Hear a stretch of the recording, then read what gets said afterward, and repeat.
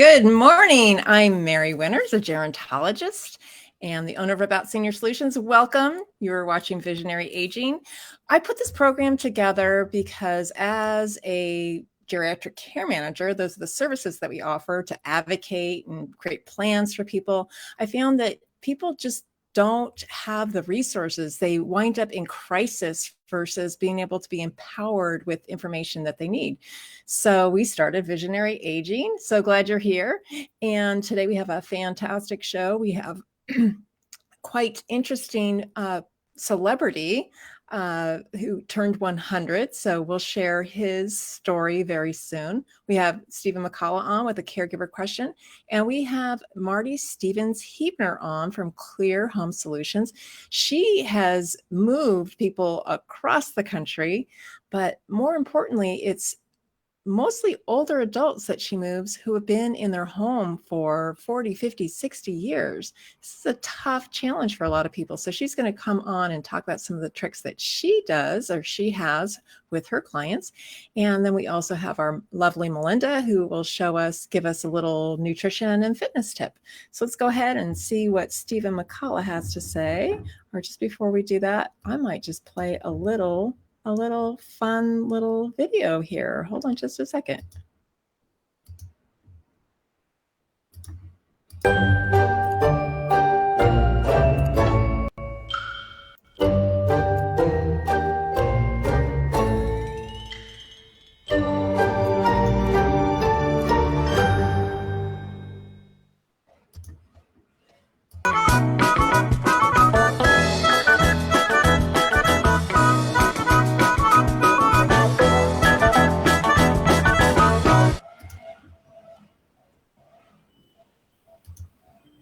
There we go. So good morning, Stephen. How are you?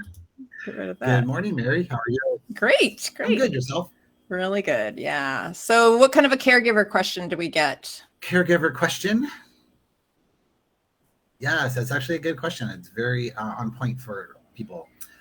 Question comes from a gentleman. His wife passed away, and they want to know, his children actually want to know, when is it time to move dad? Which, of course, is a question to go right for either parent. But when do you know when it's time to move your parent out of their home and into something different? That is a great question, especially since Marty's on with us. But I think I'll take up the first part of that, and then Marty could probably take up the second part of that, actually. So let me just throw in here a little graph that I use. I created this when we plan for anybody. So this is our little happy place sheet. And really, it's all about the wishes of the individual, the senior, and their family. And then what do we need to look at to keep the person safe? And then what can they afford? So it really depends on their particular set of circumstances and interests. And if they want to stay home, can we keep them home safely with the budget that they have to be able to stay home? Right. Do they want to live closer to family? Do they want to move? Are they not able to afford 24-hour care and that's what they need? So those are the things that we look at to put a plan together, whether somebody should or shouldn't move. But first we want to start with what somebody really wants. And so I think if we kind of take a look at that, and if they want to move, or we decide that they just can't stay safe at home, or can't afford the care that they need at home, and I mean, there are all kinds of other things that we can consider too, but simply put that way, I think if they decide to move, then we'll be talking to Marty about that next step too. Right. I would be interested in knowing as well, what do you do when you need to help that person make the decision? Like, how do you help your parents who maybe don't understand the gravity of the situation, or what everything might entail? Like, how do you help coach them on what's best for them? Yeah. So basically talking about what they want, and are they feeling isolated? They may not have the insight either. So sometimes it's important for us to get involved. Like our agency gets involved in these situations all the time, where we sit down and just share everybody's concerns and talk about what next steps might be. And if that next step makes sense to potentially move, then how do we continue to empower the person who is having have to make the move? And how do we allow them to continue to make decisions on where that might be and what they want to take? And or can they live perfectly safe at home, and maybe just some technology would help out. But as far as the conversation, I think just opening it up to open questions to them. Are you happy here by yourself? Do you feel like you need more support? Are you frightened at all ever in the evening? Are things becoming more difficult for you? Can we start with some technology in the house, or can we start with just having a housekeeper come in and change your sheets once a week and do some, just support you a little bit. Right. Those are the kind of the first way to start off with those conversations. And sometimes I call it a commercial, just kind of rolling out the idea, just like you see the commercial over and over and over again. And you may not get that end result the first time, but just kind of keep rolling out those questions and see where you get. Yeah. Good suggestions. All righty. So let me go ahead and who's oh, you know what? We'll talk about the birthday afterwards, after we talk to Marty. Good one. But yeah, it's a really good one. And so let me go ahead and I'll introduce Marty, but you want to hang out to the end of the show? Talk to us later? Sounds great. Have a great show. All righty. All right. Okay, thanks. And we'll go ahead and bring Marty on now. And let me go ahead and I will find her. Where did Marty go? Is Marty still here? Marty's here. I see Marty. She's coming on. So we'll bring her in. 1, 2, 3. There we go. Hey. Like magic. Here's Marty. It really is like that's amazing what we can do now. It's so great. Thanks so much for having me on. Absolutely. So your business is Clear Home Solutions. And we were just talking about a situation where should dad move or not. But when somebody does get to that point, they may call you. And that is a daunting task when you look at somebody living in their same home for, I don't care if it's 5 years, but 60 years or more sometimes. Or actually, what is the longest that somebody's lived in their home that you've moved? We once moved this wonderful man. He was 89 years old. We moved him to assisted living from the home he'd been born into. So he had always lived there 89 years. And we were a little worried about how he'd adjust to assisted living. He was fine. And by the way, I apologize. I guess it's an Amazon truck is backing up. So if you hear anything in the background, I'm so sorry. That happens. It happens. So it is a daunting task. How do you even manage that? How do you approach that with families? Mary, it's so much easier when it's not your stuff you're moving. It's so much easier. And of course, there's a lot of training involved and things like that. And we like to say we are where compassion meets know-how, because sometimes it's just a straight out clearing out of the home because someone has passed away. And those are pretty straightforward.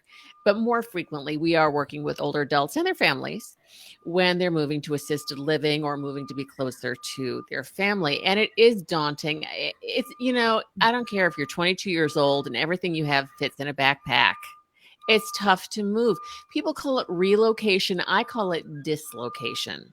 Because you're going to feel out of joint until you've been in your new place for at least a couple of weeks and it's all familiar to you.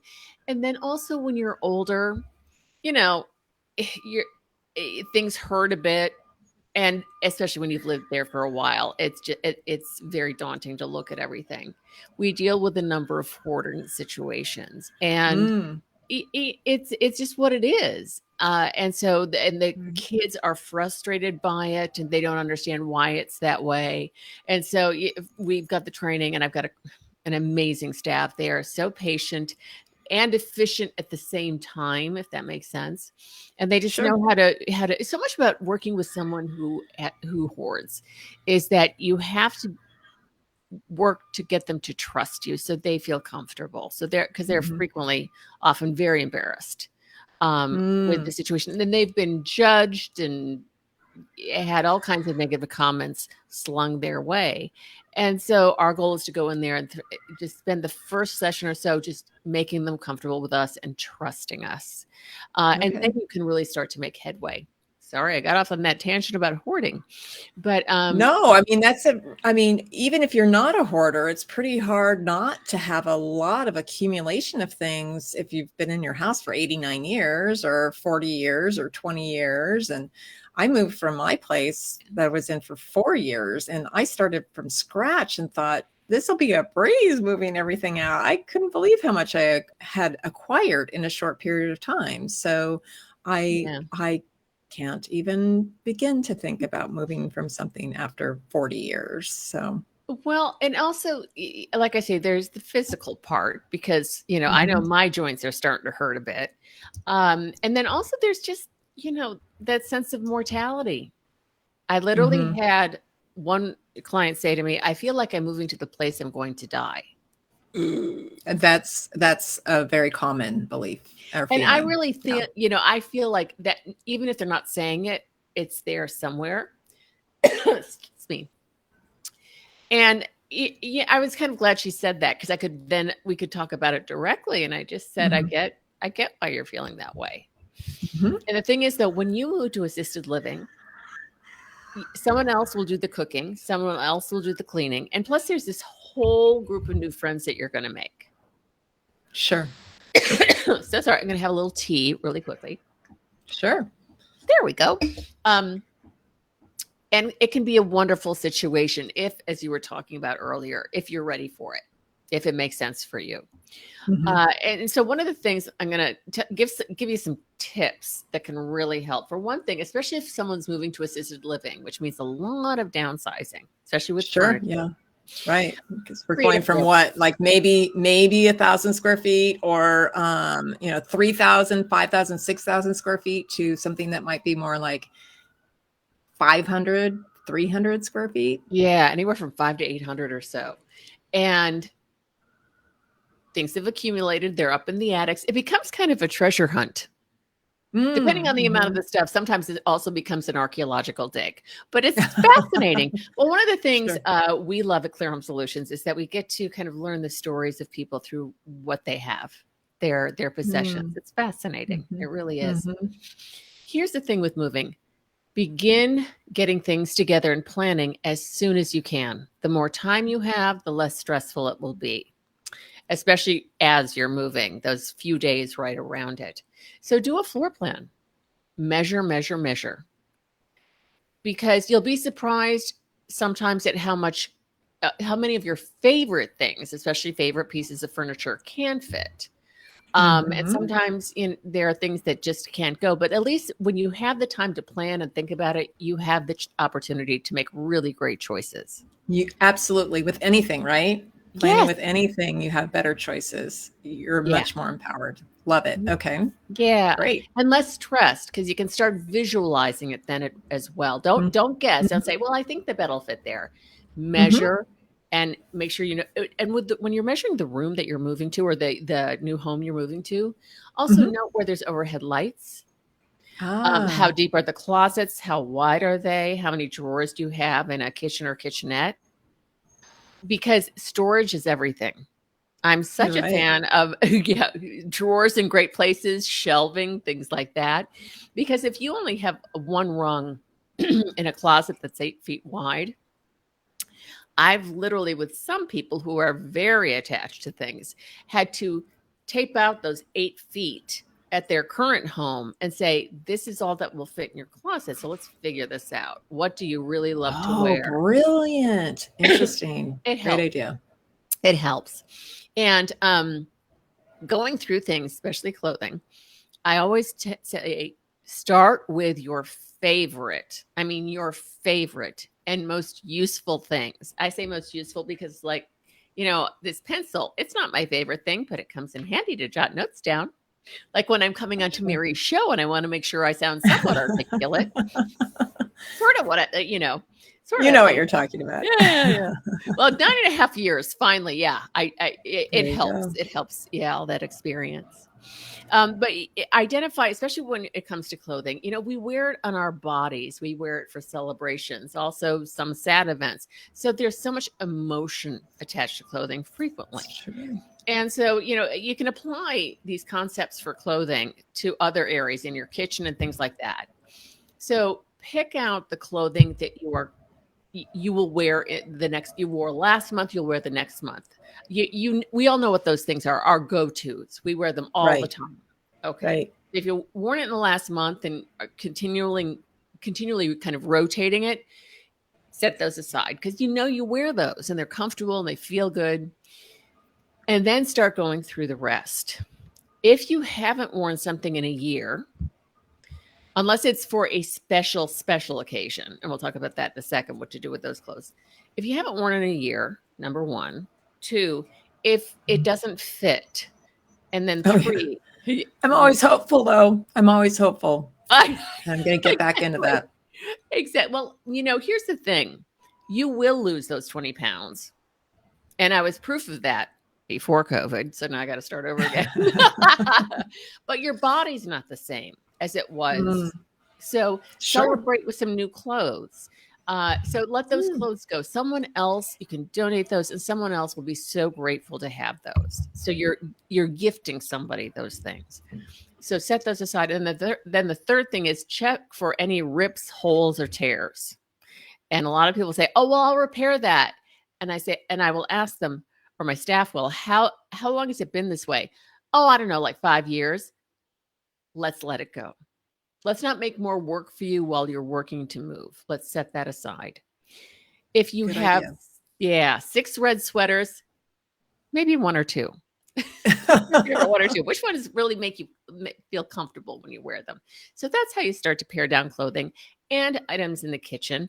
And if you're not moving to assisted living, but just maybe a smaller place near your kids, tools, crafting things. If you have, and I know people who have 200 different skeins of yarn packed in a closet, maybe go through. And again, it's like, I bought that 10 years ago, or somebody gave that to me ages ago. And if it's not something that you would knit and wear for yourself, again, donate it because there are plenty of knitters out there. Okay. Oh, and children's crafts and other senior centers that could use it. And but I love when you see the price tags on things. And it's like, wow. Yeah. 38 cents on this. And I know that's got to be $4 or $5. Yeah. Right. Oh yeah. It's amazing. It's incredible. So those are some tips to start with. And as I said, you start from the get-go. And what I want you to do if you're contemplating moving or starting to move is just remember, don't think of the whole move at once. Break it down into tasks. Especially getting started can be so daunting. And you don't even have to wait till you have the packing materials. What you do is you just identify, start in one room and even one area. Let's say the first day, just to get you started, just limit yourself to even a half hour, ideally an hour, in one room and one area. Perfect. And then you've done what you have to do for the day. This is why it's good to really start weeks before you're moving. And then just slowly work your way through. It's great to set a time limit or an area limit. For example, instead of thinking of doing that whole walk-in closet, do one rung. Do the top shelf if you have it. Do one section of the floor, because then you're not doing it all at once. Sure, and bite-sized pieces. We can't eat the whole elephant in one day. Yes. Perfectly put. And I'm trying to think. Earlier the better. Oh, and also one final thing. This is so important. I just need to peek at my notes. Label those boxes when you've packed them. Oh, yeah. On all sides, right? Yes. Say what room they're intended for and even what area they're intended for. Let's see, like the living room. I'm trying to think, like the front closet or in the bedroom, maybe chest of drawers or the top of the dresser. So it's placed by the dresser so that it's easier to unpack. Brilliant. Things like that just really help. They're small things and they take a bit of time, but not a lot of time.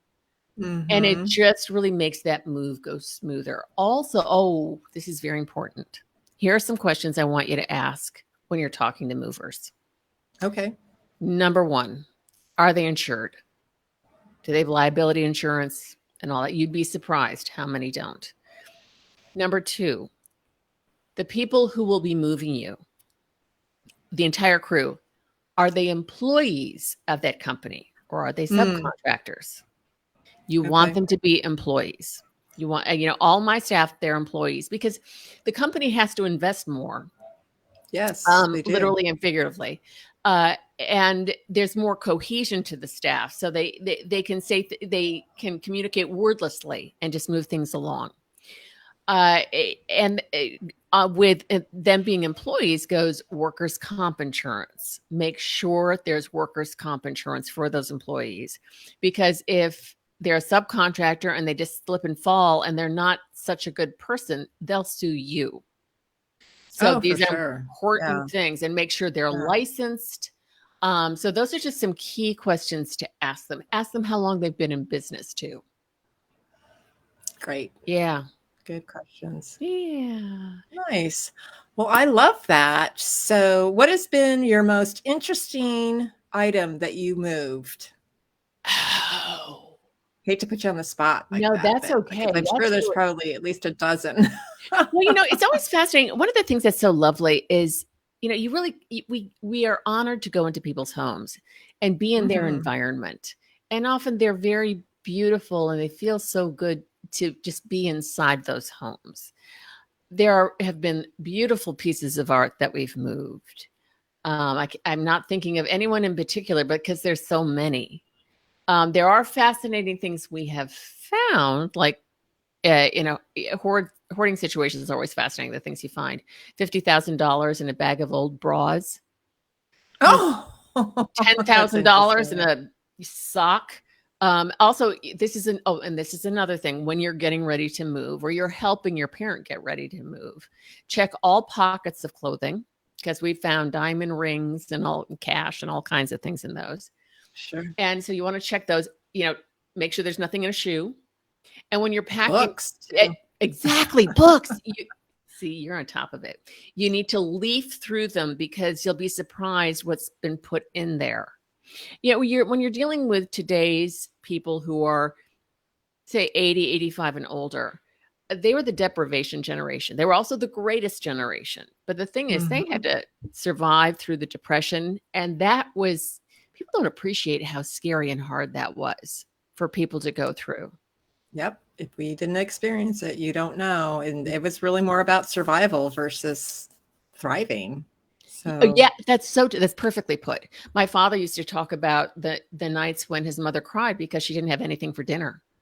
So they made it through the Depression and World War II.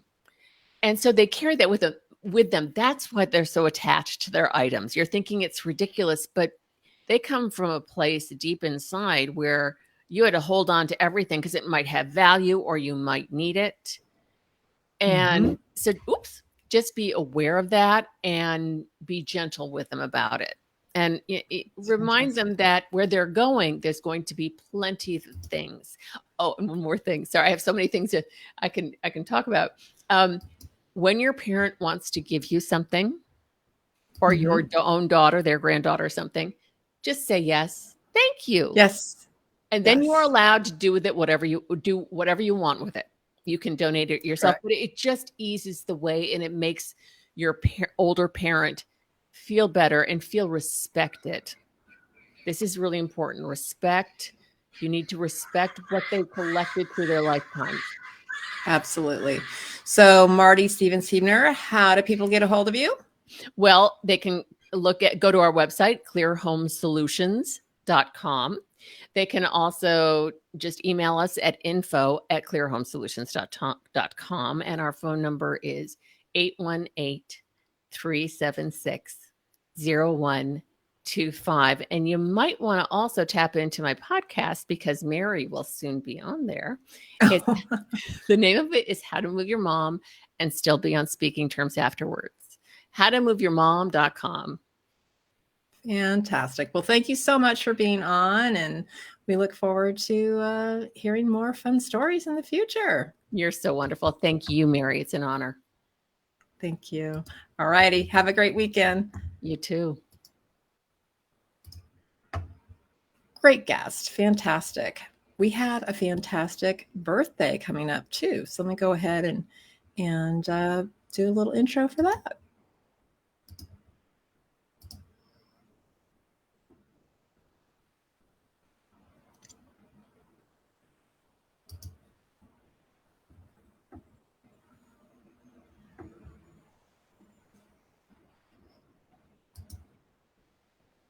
It is Norman Lear's birthday.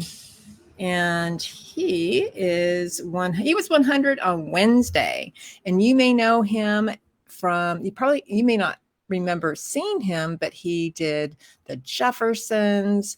Oh my gosh. Archie Bunker was one of his big characters.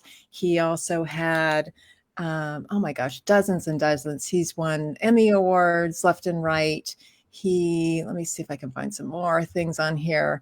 All in the Family with Archie Bunker. That's what I was trying to think of. He also wrote, oh gosh, he was part of The Princess Bride, One Day at a Time. Oh my gosh, so many amazing, amazing things. Different Strokes, Facts of Life. Just amazing man. And he flew combat missions in World War II. I don't know if we know much about that, but he, on a little clip for his 100th birthday, he said he just can't even believe that the public is here supporting him like this. And he sang Dean Martin's That's Amore before he said, "Did you hear me? I'm turning 100. I can't believe I'm still 99." Well, he's not. He's 100 now. So he also did Maude, and I don't know, just amazing, amazing stuff. So let me also see. I think he has a few pictures here with some of his friends.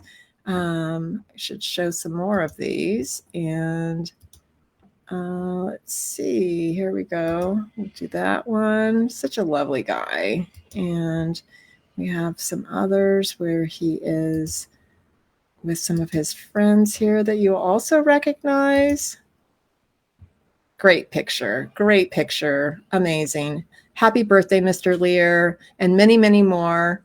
We will go ahead and jump back into our programming here. Let's see. Here we go. And I'm back. So happy birthday. Oh, you know what? I'm going to bring Steve back on and see if he wants to talk about the calendar. What's on our calendar for, there we go. Let's see. What day is it today? It is what do you have National Lasagna Day. Yes. That's a good one.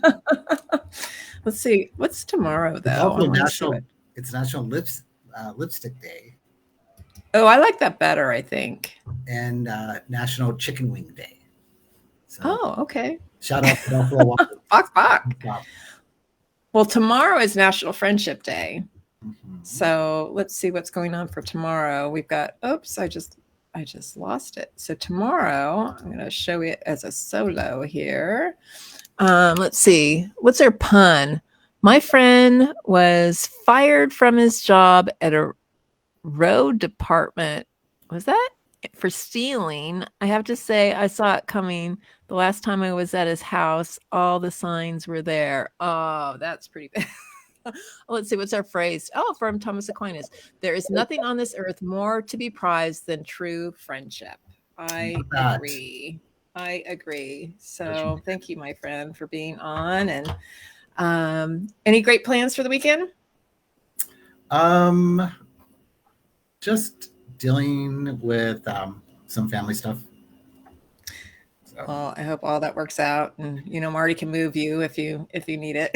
I was taking notes during the interview. Yeah, there's definitely some tips that she had that she shared that I think will be very useful. So great, really nice. Well, you have a fantastic weekend, and I'll go ahead and find our little thing to leave us for the day. Mary? Oh, I'm gonna probably take off and go down to San Diego and be with grandchildren and my daughter. So that should be fun too. So, all right, everyone, have a great day. Thank you so much. Good weekend.